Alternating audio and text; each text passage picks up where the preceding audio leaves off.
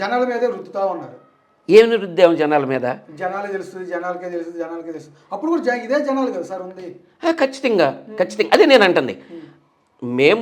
మేము వాడిపోయింది స్వల్ప మెజారిటీతోనే ఎక్కడైనా సరే. వినండి సార్. 10% అంటే ఓటు అంటే మామూలు విషయం. ఓకే 10.5 సరే 11%. మేము ఆల్రెడీ ఈ 20 నెలల పరిపాలనలో వాళ్ళు పరిపాలించిన దాంట్లో మేము మాకున్న పరిజ్ఞానం ప్రకారం 6 నుంచి 7% ఆల్రెడీ మాకు ప్లస్ అయ్యి వాళ్ళకి మైనస్ అనేది మొదలైపోయింది. ఎందుకంటే అభివృద్ధి లేదు ఈ రాష్ట్రంలో, సంక్షేమం లేదు, తర్వాత లా అండ్ ఆర్డర్ లేదు, ఏది చూసినా కూడా నిర్వీర్యమైన పరిస్థితి ఉంది. ఆ రోజున చంద్రబాబు నాయుడు గారు ఎలక్షన్కి వెళ్ళినప్పుడు మా మీద ఓన్లీ ఒక ఈ ఏదైతే ల్యాండ్ ఇష్యూ ఉందో ల్యాండ్ టైటిలింగ్ యాక్ట్ మీద లేనిపోయిన చెప్పి అది ఒక బాంబులాగా బ్లాస్ట్ చేసి దాని మీద ఆయన జనాన్ని మిస్ప్రెజెంట్ చేయడానికి ఒక ప్రయత్నం చేశారు. ఆ ప్రయత్నంలో ఆయన సఫలమైనాడు. కొంత మేము చెప్పుకోవడంలో విఫలమైన తప్పితే మాకు జనాదరణ తగ్గలేదు. ఈ దేశంలో ఏ పార్టీతో కూడా అంటగాగి ఉన్న సింగిల్ లార్జెస్ట్ పార్టీ ఈ దేశంలోనే ఏదైనా ఉంటే అది వైఎస్ఆర్ కాంగ్రెస్ పార్టీ మాత్రమే. ఇంకో విషయం మీకు ఇక్కడ, వైఎస్ఆర్ కాంగ్రెస్ పార్టీలో పనిచేసే చిన్న కార్యకర్త నుంచి పెద్ద నాయకుడి వరకు కూడా కాళ్ళు ఎగరేసుకోవచ్చు. ఎందుకు వచ్చిందంటే అది చూడండి, ఇప్పుడు మనం ఒక కుటుంబం ఉంటుంది, ఒక పెద్ద కుటుంబం. ఆ కుటుంబంలో 5-6 పిల్లలు సంతానం ఉంటారు. వారు పలానా పిల్లలు అనగానే సమాజంలో కూడా గౌరవిస్తారు. ఎందుకు ఇస్తారండి? అది తల్లి తండ్రిని బట్టి. అట్లాగే మా వైఎస్ఆర్ కాంగ్రెస్ పార్టీ ఏదైతే స్థాపించిన నాయకులు మా జగన్మోహన్ రెడ్డి గారు ఉన్నారో, ఆయన అనుకున్న సిద్ధాంతాలకి ఆయన కట్టుబడి ఉండే నాయకుడు.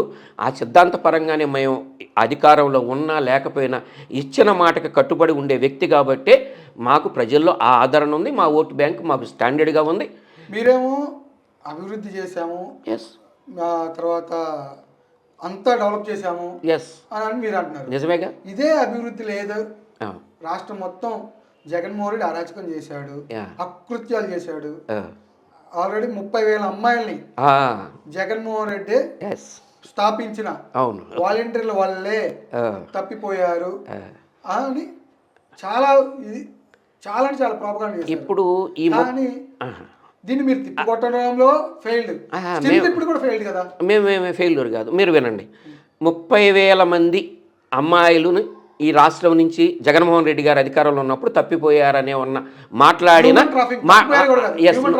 ఓకే అన్న వ్యక్తి సరే ఓకే మేము చేసామని అనుకుందాం కాసేపు. మరి వారు అధికారంలోకి వచ్చి దరిదాపు 20 నెలలు దాటిపోయింది, 2వ సంవత్సరం వచ్చేసింది. ఇంకో 2 నెలలు 3 నెలలు అయితే 2 సంవత్సరాలు వెళ్ళి 3వ సంవత్సరంలో మనం దొరబడతాం. మరి ఆయన ఈ హ్యూమన్ ట్రాపింగ్లోకి వెళ్ళిపోయిన, వినండి సార్, ఒక్క అమ్మాయినైనా ఈ రాష్ట్రానికి తీసుకొచ్చి ఎలక్షన్ ముందు నేను మాట్లాడిన మాటలకు కట్టుబడి ఉన్నా అన్నట్టు జగన్మోహన్ రెడ్డి గారి గవర్నమెంట్లో ఇంతమంది వెళ్ళిపోయారు, ఇదిగో నేను ఒక్కరిని తీసుకొచ్చా, లేకపోతే ఒక 10 మందిని తీసుకొచ్చా, ఒక 100 మందిని తీసుకొచ్చా అని చెప్పి ఒక్కరినైనా చూపించగలిగినారా నరేంద్ర గారు?